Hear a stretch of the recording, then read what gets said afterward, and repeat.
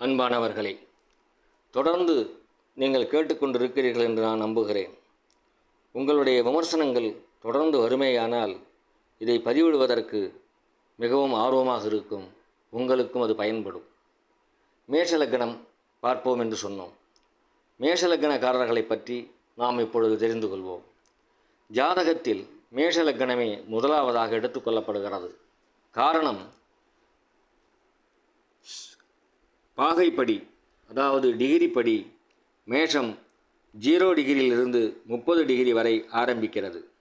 எந்த ஒரு கிரகமும் 27 நட்சத்திரத்தின் வழியாக சுற்றி வரும்போது 0 டிகிரியிலிருந்து 30 டிகிரி வரை அஸ்வினி, பரணி, கிருத்திகை 1ஆம் பாதம் வரை கடந்து முடியும் போது 30 டிகிரி கடந்து விடுகிறது. அப்படி கடக்கிற போது அந்தந்த கிரகத்தின் காந்த ஈர்ப்பு சக்திகளை அதிகமாக தன்பால் ஈர்த்து தன்னை சுற்றியுள்ளவர்களுக்கு பரவ விடுவதால் சுபகிரகங்களின் பலன்களும் அசுப கிரகங்களின் பலன்களும் நமக்கு சுயமாக இயற்கையாக கிடைக்கிறது. இதில் விசேஷம் என்னவெனில், அசுப கிரகங்களில் காந்த ஈர்ப்பு விசை மரத்தின் மூலம் வருவதால் அதன் அசுப சக்தி குறைந்து சுபபலனை நமக்கு கிடைக்க வாய்ப்பாக அமைகிறது.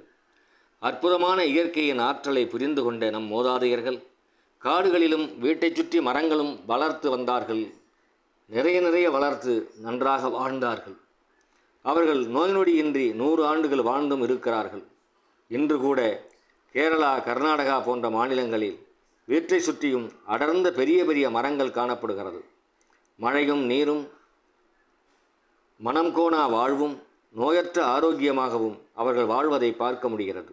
ஆனால் தமிழகத்தில் மட்டும் மக்கள் அற்புத சக்தியை புரிந்து கொள்ளாமல் குப்பை விழுகிறது என்றும் வேறு வீட்டை பெயர்த்துவிடும் என்றும் மரங்களை வெட்டி சாய்த்து வருகிறார்கள். அதனால்தான் முழுமையான கிரக சக்தி கிடைக்காமல் எதிர்ப்பு சக்தி உடலில் குறைந்து மருத்துவமனைக்கு பணத்தை வாரி வழங்கி கொண்டிருக்கிறோம். மருத்துவமனைகளும் நன்றாக வளர்ந்து கொண்டிருக்கிறது. முழுமையாக புரிந்து கொள்ளுங்கள். நமது வாரிசுகள் நலமுடன் வாழ வேண்டுமானால் இயற்கையை எதிர்க்காமல் இயற்கையோடு வாழ வேண்டும். மரங்களை நடுவதிலும் மரங்களை வெட்டுவதிலும் மிக எச்சரிக்கை தேவை. காரணம், மரங்களை வெட்டும்போது அந்த மரங்கள் எந்த கிரக சக்தியை சார்ந்ததோ அந்த கிரகத்தின் சாபத்தை பெறுகிறோம். அந்த சாபமானது நமது பரம்பரையை பாதிக்கிறது. ஆகவே மரங்களை வெட்டுவது என்பது மிகவும் பாவமான செயலாகும். இனி லக்னத்திற்கான மரங்களை பார்ப்போம். மேஷ லக்னக்காரர்களுக்கு மரங்கள். மேஷ லக்னக்காரர்கள் இந்த மரங்களை வீட்டை சுற்றியோ தன் சுற்றுப்புறத்திலேயோ அல்லது தான் வசிக்கின்ற கிராமங்களிலேயோ இதை நட்டு வளர்த்து வருவார்களேயானால் அதன் பக்கமாக சென்று தினமும் ஒரு அரை மணி நேரம் 1 மணி நேரம் உட்கார்ந்திருந்தால் கூட அந்த காந்த ஈர்ப்பு விசையானது அந்த மரங்களின் மூலம் இழுக்கப்பட்டு அந்த பூமியின் பகுதியில் செலுத்தப்படுகிற அந்த விசை, அந்த ஈர்ப்பு விசை, அந்த காந்த பவர் அந்த மேஷலக்னக்காரர்களின் உடல்களில் பாய்ந்து அவர்களுக்கான எதிர்ப்பு சக்தியை, ஆற்றல் சக்தியை அதிகமாக தரும் என்பதை ஆய்வுபூர்வமாக ஆராய்ந்திருக்கிறார்கள். மரங்களை சொல்லுகிறேன், கேட்டுக்கொள்ளுங்கள்.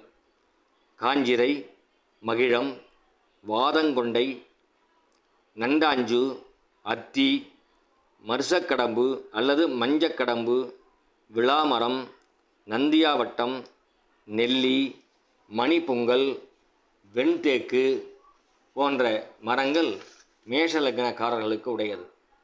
இந்த மரங்கள் இருக்கின்ற இடத்தில் தினமும் 1 மணி நேரம் செலவிடலாம், அல்லது வாரத்திற்கு 3 மணி நேரம் செலவிடலாம், அல்லது தன்னுடைய சுற்றுப்புறத்தில் வீட்டுப்புறத்தில் இந்த மரங்களில் ஏதாவது 1 நடலாம்.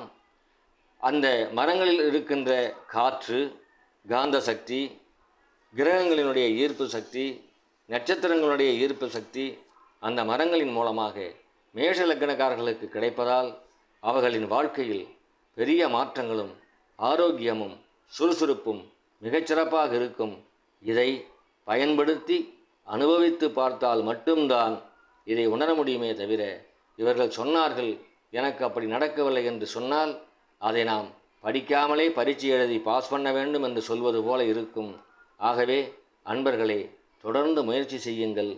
அடுத்த லக்னத்தை அடுத்ததாக பார்ப்போம். நன்றி, வணக்கம்.